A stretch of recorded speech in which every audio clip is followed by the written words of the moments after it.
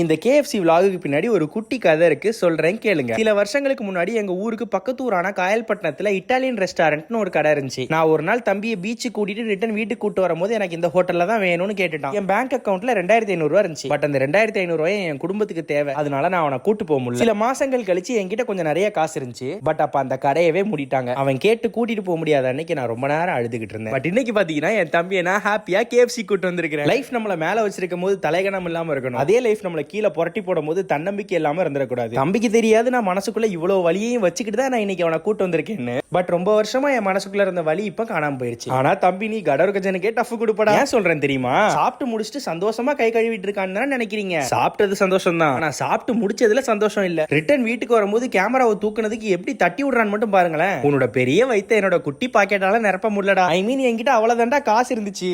ஏண்டா எவ்வளவு ஆக்ரோஷமா போன் ஆஃப் பண்ணுன்னு சொல்றான் பாருங்க. கொஞ்ச நேரம் கழிச்சு குழந்தை மாதிரி என் தோல்ல சாஞ்சிக்கிட்டே தூங்க ஆரம்பிச்சிட்டான். மேலும் இன்னும் இந்த வீடியோவை லைக் பண்ணாம பாத்துட்டு இருக்கீங்கன்னா லைக் தான் தட்டி விடுங்களேன் நண்பா.